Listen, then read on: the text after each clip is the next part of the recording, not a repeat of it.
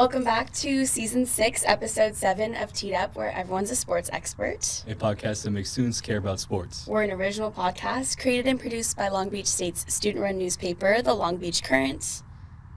I'm Brandon Rodriguez. And I'm Gianna Echeverria. Today it's just me and Brandon in the studio. We're going to do a little teed up, if you will, and share some of our favorite or most memorable sports scandals over the past couple decades and stuff. So just to jump right in, Brandon, what you got?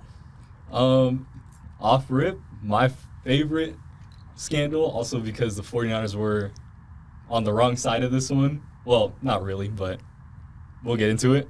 Bountygate. Okay. When the Saints were offering bounties to injured players from Greg Williams, their defensive coordinator at the time. Yes. That is my all-time favorite NFL scandal. Okay, period. Give us dates, years, all that stuff. I believe it was 2012 that it happened. And so originally, I want to say it started with the Tampa Bay Buccaneers. Mm-hmm. It was their quarterback at the time. Do not remember his name. He had mentioned to players to be careful on the sidelines, and he was told to be careful on the sidelines because his knees would be targeted. Ooh. So it became this whole thing that players were possibly targeting other players to get hurt. Then, this is probably the bigger part. What? Is Sean Pamphilin. He was, I don't know if he still works with ESPN, but he was the E30, or not E30, is it 30 for 30? Yeah. He was the 30 for 30 director. Uh-huh. He was doing a story on the Saints and was in the meeting room with the defense. And that is when he got audio files of the coach saying to injure Frank Gore, Vernon Davis, Michael Crabtree, and Kendall Hunter, as he referred to, Little 32. And so that is how the 49ers end up on the wrong side of this. Yeah, so it looks like it was going on for a while, 3 years. It was like payouts, almost like an operation, but specifically during playoff runs, right? I think it was like $10,000 they were offering That's for every player crazy. injured. It was something crazy. Which is like, when you kind of think about it too, it's just like, do these people in these positions really need an extra $10K? Like, Right. just for like, to like obviously potentially ruin someone else's career. It's just crazy that people would get up like that. And it's already a dangerous game as it is. And then you add that factor to it. Like, there's no way that players did not feel some type of way towards Greg Williams after, and just that whole organization. So obviously the Saints were fined $500,000 and forfeited their second-round draft picks for 2012 and 2013, and then Greg Williams was suspended indefinitely by the NFL, which I think is the proper way to go about things. Someone that wasn't suspended indefinitely by the NFL and a very, very popular early 2000s to late 2000s scandal was Michael Vick and his dogfighting ring in Virginia. So everyone knows Michael Vick, notorious quarterback, incredible career, averaging a tech under legend Shane Beamer. Then gets drafted first overall in the 2001 draft pick to the Atlanta Falcons. Some people say that Michael Vick kind of changed the position of quarterback and what to expect out of the position at quarterback. Obviously picking up more yards, being more mobile, all that stuff. But after everything, we look back at the dogfighting case, and it's a crazy timeline when you really look at it. So he gets drafted. The same year he gets drafted in 2001 is when they started this adventure. So he says in documentaries and a lot of interviews that he let money get to him, and he was very real about that, which I do believe. And after doing a lot of research, growing up in the Deep South, unfortunately, encountering dogfights is not the rarest thing. And it wasn't uncommon to see people hosting dogfights and stuff like that for money. It was a different form of betting, late 90s, early 2000s, where, activists and other things weren't as active. Does not justify at all, but just kind of does explain a little bit more of why he was maybe casual about it and not as didn't really think about the repercussions he could have. Meets up with these 4 guys, starts the idea of the Bad News Kennels, company. That was the brand name. They had a property in Surrey County, Virginia, just like a plain white house, no yard, like no decorations, and then upstairs is where they would hold the dog fights. It wasn't until 2007 when his cousin was arrested for drug charges that they went and to go investigate the house. That's when they found the dog fighting ring. After everything, like, it was found out that Vic, like, executed dogs and, like, if they weren't good enough to fight and all this stuff, and later was indicted, was only in prison for 2 years, came out, reached out to a friend of his, Donovan McNabb, who was playing for the Philadelphia Eagles at the time, and got back on the team and played again in the NFL. Yeah. I just want to know, like, at the time, too, we were younger, so, like, it wasn't until when I researched this, like, I was kind of, like, really disgusted by it, but, you know, digging really deep, it's, like, there's so many sides of the story, so I want to know, like, how you feel about it. Obviously, we've, like, watched Michael Vick as we were growing up. He was definitely a notorious player, but something like that, like, kind of leaves a bad taste in your mouth, no? Yeah, it was, for me, I was very much younger at the time, but my brother was a big NFL fan being that time, so I remember him growing up like the biggest Michael Vick fan. Okay. And then that happening and just like, how do you kind of look at him the same, especially like growing up having a dog and stuff. Yeah. I think that was why it was so controversial. It's like, obviously, of course, the whole topic is controversial, but it's just when you have a player with that kind of stardom and, you know, you have a lot of kids looking up to them and stuff, it becomes hard to bounce back from something like that. And it's just unfortunate because it did stunt the career of somebody that, like, we look at Lamar Jackson right now, right, and we're always like, oh, this was what Michael Vick should have been. And exactly. It's like forever it's just kind of like a what if. 100%. And I think a big thing too that a lot of, like, even hip hoppers, rappers, Lil Wayne talked about it. He was close with T.I., Atlanta. Vic was very much like a entertainment icon too. Like, he, as most quarterbacks do, get like big endorsements and become faces of the game, but he was on the cover of Madden. Like, kids wanted to play as Vic, like, and wanted Atlanta because they, like, had that, you know, when you have Vic on your team, you're going to score more touchdowns, kind of a mindset.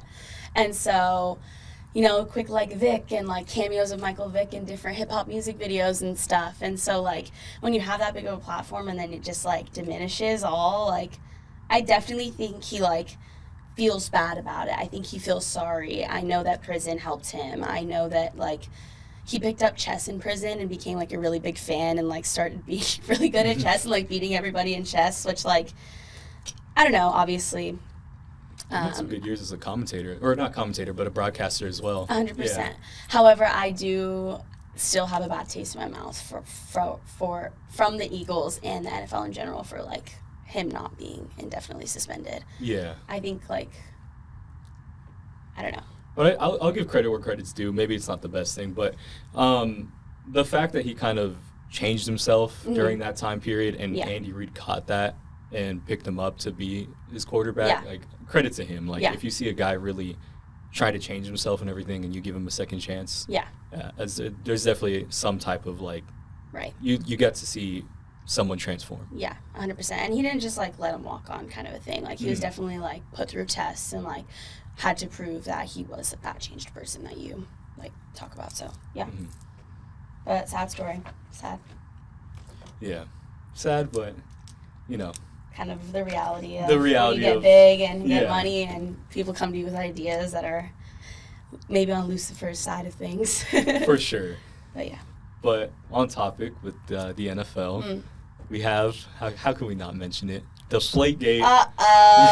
Deflategate is notorious. Yeah, Deflategate is just one of those that will live on forever. I know there is Spygate, but in my opinion, I think Deflategate is just kind of a little extra funny considering the suspensions, which I'll talk about. Right. But Deflategate, to sum it up, was during the 2014-2015 season. Tom Brady was, well, it's never technically with no concur evidence, even though he got suspended. Right. He was using a deflated football, and that is for the quarterback's that is a quarterback's choice. If they want a deflated football, it's for their just grip. It's what their preference is. Mm-hmm. But there's an NFL standard. You have to have a certain, I think it's like, what is it, PSI? What's the word? Yeah, like PSI however for the much football. air has to be it's inside regulated and everything, so illegal. Right. Problem is, Colts GM Ryan Grigson knew about this, and prior to the game alerted the NFL that the footballs might be tampered with. Mm-hmm. Therefore, NFL was conducting an investigation during the game, which they did find that balls were in fact deflated. Right. And every time I think about that whole scandal, my first thing that comes to mind is Troy Aikman going on Colin Cowherd's show and being like, if the balls were in fact deflated, Tom Brady knew about it and Tom Brady was asking for it. So like, it's just kind of one of those things where you look back at it and it's like, yeah, Troy Aikman probably did not help Brady in that situation. No. So it's funny to think about those, but yeah, and then I want to say he played the full 2015 season. Yeah. Doesn't get suspended until 2016. Right.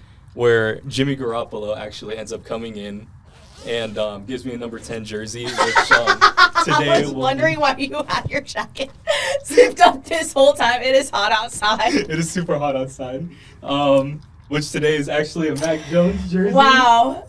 The Garoppolo 10. Yeah, That's hella funny. But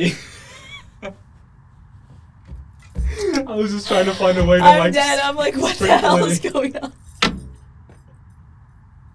Great. Yes, we dressed the part. Yes. Okay. So that is when Jimmy G steps in, Yes. but does get hurt. Yeah. Nevertheless, you would think, Patriots learn their lesson. The suspension's going to hurt their season. Yeah.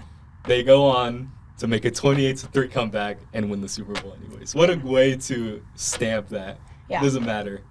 We're still them. Yeah, and they were. Like, I really don't think, I feel like I've talked about my brother growing up was a Patriots fan and, like, always had Brady jerseys, and I always laughed at him and called him a bandwagon because they were the dominant team of, like, our early teens and stuff. And I think, like, even though, yes, the balls were definitely deflated and Tom Brady definitely knew about it, I don't think much would have been different. Yeah, they were just such a good team. Yeah. It's kind of funny to look back at it because, like, I think now everyone gets irritated with the Chiefs, like, oh my God, they're this dominant force, like they're always in it. Yeah. But it's like, I don't know, like the Patriots were obviously they have more rings, but like you really look back at it and it was like, dang, you're playing the Patriots this weekend, like probably a loss. Like didn't matter if it was regular season playoffs, 100%. like you just knew like there's no chance. I think that like more than any other sport, people hate dominance in the NFL and like are always gonna be hating on the teams that are the most dominant. Like literally a couple weeks ago when we were talking to Maddie and you picked the Eagles to go to the Super Bowl, everyone like rolled their eyes at you, but like you're not at all making the wrong statement. Like even them now, they're like an enigma. They're obviously 4-0 going into this Sunday, and again, you look at the Eagles on your schedule and you're like, oh, probably a wash, probably a loss. Like, so I think dominance is just like unfortunate, and people are always going to pick on the most dominant teams too and like hyper fixate on them. Right. And you know, it's honestly like funny to look at because like we are seeing the Panthers in hockey being a back-to-back winner, but like it's just something about the NFL where it's like you wait once a week for the game. Yeah. And you just know the inevitable is going to happen. Yeah. Where either the Chiefs are going to win, the Eagles are going to win. It's if you're not on either of those teams, you're heated. Because or like you wish you were one of those teams, which is like I wish I was like imagine if the 49ers won all those Super Bowls. Even week 3 when like the Rams almost this close to beating the Eagles and then 2 blocked field goals. One returned for a touchdown. Like, please don't. Yeah. Yeah. So it's inevitable almost that that dominant kind of reigns true within the NFL. Yeah. People hate it. But I think that's maybe why the Patriots are so hated too, because they had Spygate, they had Deflategate. Right. And it's like, I mean, we haven't heard anything from the Chiefs. I know they're like, it's always like, oh, Patrick Mahomes has people, like, has the ref side, and it's like, okay, but until that's proven, right? Like, there's not anything on them. Exactly. There's just conspiracies and stuff. But kind of a big problem in the NFL, and like something that was always talked about, and kind of a scandal within the NFL itself was like CTE and the kind of curtain that they pulled over that issue. And one of the most notorious players to kind of fall victim to something like that, Antonio Brown. Not an amazing college career, expelled from FIU before going to Central Michigan, where he was for 3 years, drafted in the 6th round in 2010 to the Steelers, of course, as we know. But his first play of an NFL game was an 89-yard touchdown return. So that was him kind of breaking out into the scene and letting people know that, hey, like, I can be a Hall of Famer, which I feel like everyone thought he was going there. For sure. 7 Pro Bowls, over, I don't even think that many seasons, but 7 Pro Bowls, 12,291 yards, 88 touchdowns, 1 Super Bowl win, and 6 consecutive seasons where he ran for more or had more receptions over 1,200 yards. So, like, big all-time player, right? Yeah. Can I paint a graphic real quick? Yes. When we think of like our childhood like superstar receivers, we think Julio Jones, Calvin Johnson, all these big guys, and Antonio Brown just somehow was in the mix with all those, and you could argue that he was better than all of those as well. And he was like crafty, handsy on the field. Like, if a ball was in his vicinity at all, like, he was catching it. Like, he was amazing and quick, and like after a reception, like, he's at least gaining yards for you and your team. So but of course everybody knows this hit. It's like the hit that rang through the NFL, right? It's the 2016 wild card game against the Cincinnati Bengals, where Vontaze Burfict like smashed the hell out of Antonio Brown, which led to an unnecessary roughness call and an actual 3-game suspension for Burfict. This is believed to like change Antonio Brown's personality like 100% through and through. And people definitely say like, oh my gosh, his former teammate that now it does like all the NFL halftime, whatever. He was a safety. Yes, yeah. Ryan Clark. He was safety for the Steelers at the time and has so many stories of Antonio Brown being like, I'm the franchise, I'm that guy, like definitely being overconfident and over cocky and having turmoil within the locker room, but it was never so aggressive. Now Antonio Brown has charges for domestic violence, failure to paying child support, battery against someone that was moving him out of his house, like a literal moving truck driver, and right now is actually facing an attempted murder charge for a shooting in May of 2025 in Miami.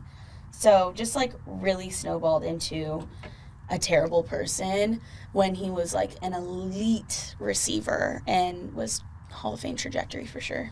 Yeah, like I'm glad you have the timeline on that, because like that is some of the most interesting videos to see, is when you see someone break down like how everything stemmed after the hit, and it's just so unfortunate, and it's like an image that's forever like grained in my head of him going down with that hit. I mean, it's unfortunate because you saw like just not even only the trajectory of his career, it's like just how he lived his life after it changed, and it's just one of those sad moments, and like it makes you like kind of look back at those moments where we laugh about like him running off with no shirt with the Buccaneers, but it's like, I don't know, this guy's kind of probably going through something. Yeah, and he was, and like you said, like after like not only just questionable like activity within himself, but like this man was hanging out with Kanye West and like seen like at these like crazy events and stuff, like his whole life changed, and he could have been the guy in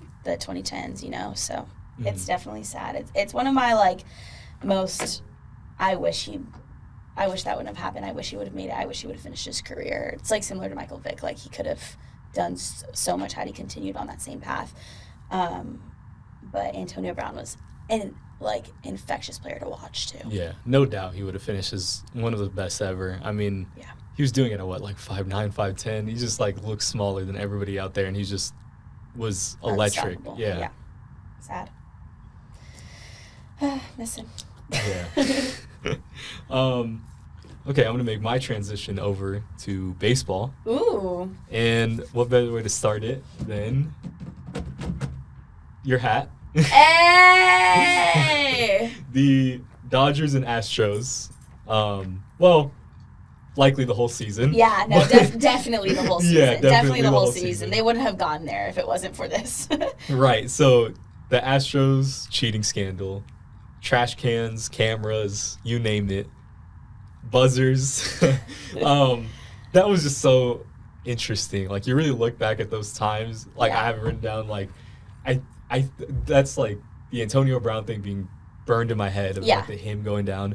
The one that's always burned in my head is Altuve hitting a walk-off home run, and then he's holding his shirt closed so they don't like rip it open. Yeah. And that's like they talked about them using buzzers, and all of a sudden he's holding his shirt closed. Yep. Like, it's crazy stuff. The trash cans, which ended up being real. Mm-hmm.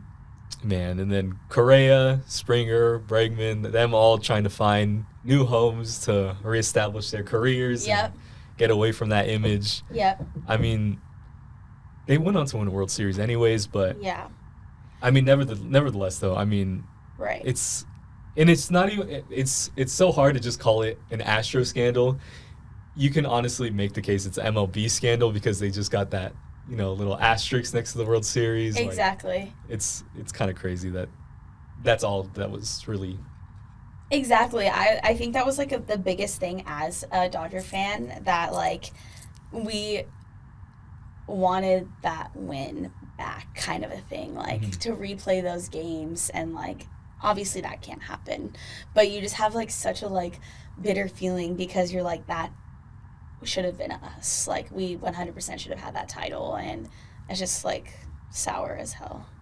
Yeah, you just feel like nasty about it. I could never, like, obviously they're not rivals like whatsoever to Dodgers. It's obviously Giants, and then like the snippets of Padres when they are hot, but like the Astros are just like a team that we just like disregard. I feel like it's just so like nasty. They used so many tactics. It wasn't just like one thing. And that like running into his entire team, making sure they don't expose the little sensors on his body, letting him know what pitch comes next. Like, just so crazy. And like, I can only imagine what it's like if every time the Giants had ever been like eliminated, like you have that sour taste, but like imagine knowing the team cheated. Like, I can't imagine that feeling. And it's bad enough where, like, the Giants obviously are, rivals of the Dodgers, but every time we play the Astros, you hear booing and stuff. You want that team out of there. I think everyone kind of has hate for the Astros now because of this. I mean, at least like consecutive 2 seasons after, it was 2017, right? Mm-hmm. The 2 seasons after, people like just didn't even want them in their ballpark. Like, everybody was like screaming and like bashing them, and like they were not like welcomed kindly back into the league. No, and that'll honestly probably live on until guys like Altuve, Correa, and all those guys kind of eventually retire. Right. But until then, it's something they're gonna have to live with, because I mean, it was just so ugly to see like every single team just get together and like hate you after that. Like, it's something crazy. And mind you, none of the players themselves like faced any suspension or like disciplinary action. Obviously, general manager and manager were both fired. However, like, because of their testimony and admitting, none of them received like any suspension, any like fine or anything like that, which like I thought was crazy. Like, at least a fine, each of the players, like, all knowing about it, all being involved. It's like, OMG, like. Yeah, and I remember their prime spokesperson being Correa, and Correa was like really took on everything. So, I mean, like, through it all, like, you kind of have some sort of respect for him to just like take it all on. Yeah, he did. He did. But I bet he was like, I don't care, whatever. Like, it already happened. You already caught me anyways. Yeah. And I want to know, like, I know nobody who's an Astros fan, and I don't plan on it, but I want to know, like, if they consider that World Series to still be theirs. They probably have some sort of sour taste, right? Like, they must. Like, even I, like, yes, obviously things were the same and for 2020, but both of my teams won world championships, Lakers and Dodgers in 2020, and it's just like less rewarding than the one we won in 2024, right? So yeah, and that's why like you think about it, like the next World Series that the Dodgers won, it's like you see these players so emotional. It's like that had to be part of the reason too. 100%. You got cheated out of a like Justin World Turner Series. and those guys who were like a part of both teams that like were like finally like it was well deserved. For sure. Yeah. All right, one more. What you got? Okay, I can. Which one do I want to pick here? Maybe just because I already picked the baseball one, Okay. I kind of do want to shout this out. You can shout it out. Okay. Do a quip. This is actually, you know what? I'll shout it out real quick for the baseball one, just because it's not really a scandal. It's like a full-on era. Yeah. The steroid era. Barry Bonds still the GOAT, by the way. Yeah. But, True. That's true. So it's just that whole part. Like, Yeah. Again, we can only speculate. I would think the MLB had to know. Oh yeah. Yeah, like your viewership was through the roof. You're gonna let that like slide. not only that, but also like it's just like your viewership is through the roof, and like so many people are involved. Like, what are you gonna do? Yeah. Like it's almost like all of us are probably dabbling in it, or at some point, or at least tried it at least one time. And if you drug tested all of them, I'm sure like 85%, 75%, stuff like that would come back positive. And what are you gonna do? Spend the whole league? Right. Like, it sucks for those players that weren't on it, but it's like at the same time, it's like you can't suspend everybody, like you just said. It's ridiculous. Yeah. Shout out steroid era. Yeah. Mark McGwire, Sammy Sosa, I think Roger Clemens as well. Yeah. The big one for me, because this is a one that I remember like vividly as a little kid. Antonio Margarito, his glove scandal as a boxer, plastered his gloves, gets caught right before fighting Sugar Shane Mosley. Right. Makes him re-wrap his gloves. Shane Mosley at this point is later in his career, batters Antonio Margarito. So then questions arise. They made him re-wrap his gloves. Is Antonio Margarito actually that good, or was this due to the plaster? And everybody looks back at his fight against Miguel Cotto, who Miguel Cotto was at his peak at that time, then miraculously loses to Antonio Margarito. Right, like definitely should have won. Yeah. Eventually down the line, they do the rematch. Miguel Cotto can't take him out of the ring. Or does he? But he absolutely batters him. Yeah. Batters him for the whole fight. Yeah. And it's just kind of one of those, like, it's sad to say, but you got to feel good for Miguel Cotto. Yeah, you like, do. You hate to see a guy get battered, but it's legal. It's boxing. Yeah.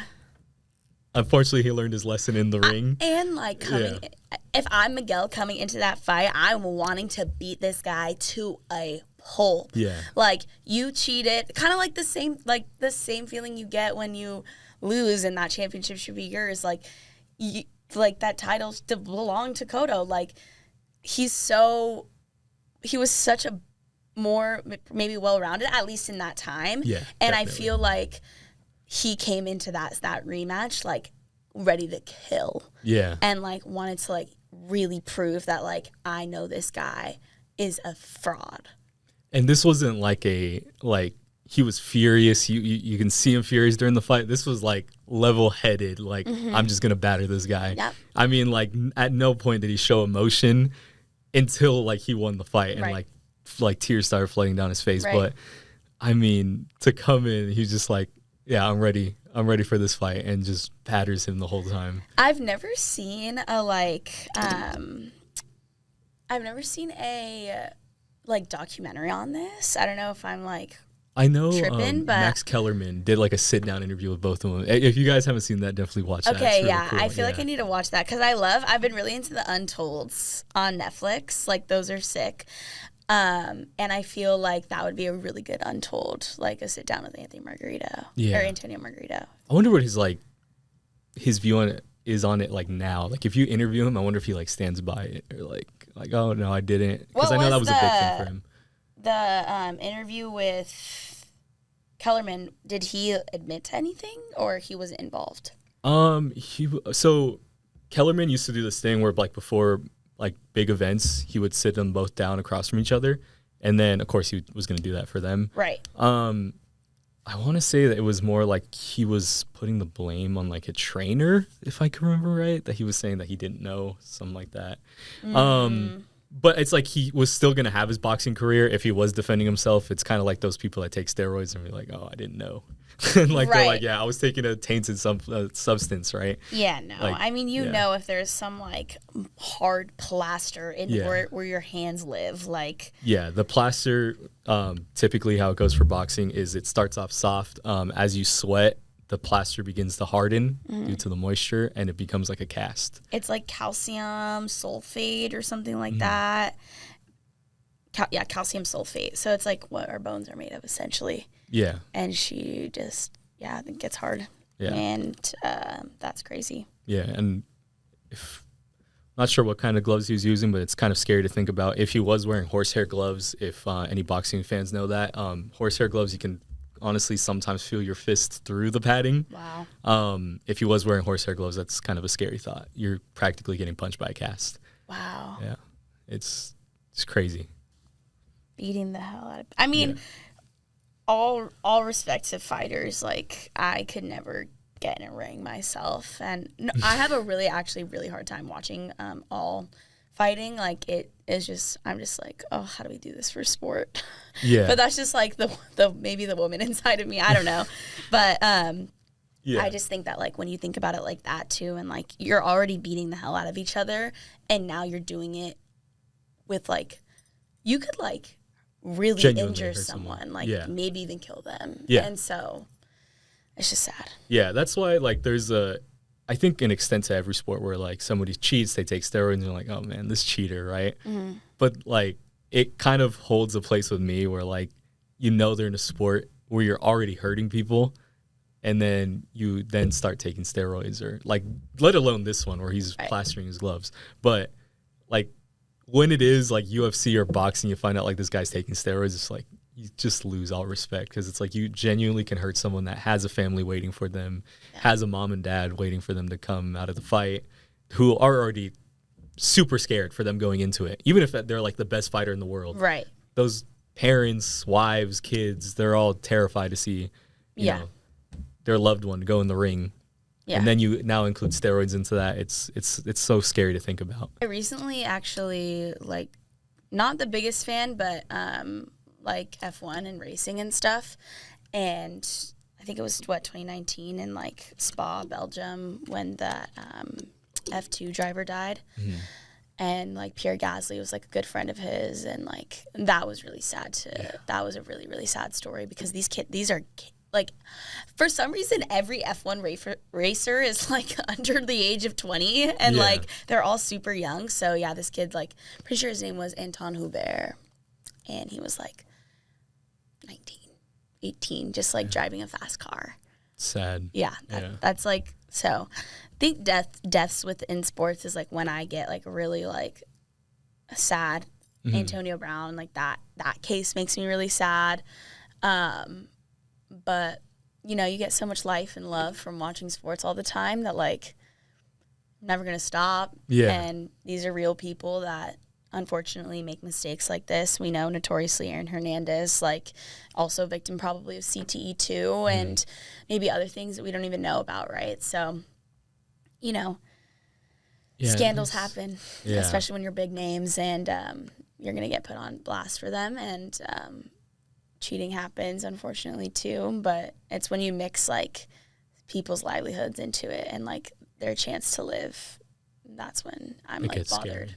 Scary. Yeah. Like, I look back to that Antonio Brown situation. I think it's more so because, like, we still see videos from him at the moment of him kind of, like, you know, saying crazy stuff, doing crazy stuff, but it's like, it's just so, like, at least with me, it kind of lives, like, I wonder just how much that hit had on that effect. And 100%. It's just, you think about, like, because he has kids too, and it's like, man, it's, I don't know like, how close he is with them, but he has them. Yeah, so, but he has them. But it's just like, I wonder if, like, it's a sad thought, but like, I wonder if they saw the difference as well. Oh, I'm and they're very young, so I mean, maybe they didn't, you know, they don't remember too much, but it's just so sad thoughts where, like, you know, hits and all this from, like, the NFL. And I'm pretty sure he doesn't have, like, a super close relationship with his family anymore. I think so. It's just, like, sad stuff. But, scandalous episode of Teed Up this week. But, you know, shout out to our socials at LB Current, stay tuned. We're always going to be back. We're always going to be here at this desk. But, you know, shout out to everybody. Yeah. Shout out Mac Jones. OMG, bro. Yeah, all of a sudden this guy's a Mac Jones glazer when he started as a Mac Jones hater, so I don't want to hear it. But I was telling Gianna I'm going to sneeze on the episode, but I settled for a for Mac the Jones reveal jersey. anyway. That's crazy. But yeah, shout out production team and managing team and all that. But we'll see you guys next weekend. Go Pack Go, baby. Go 49ers, go. Okay. Ciao.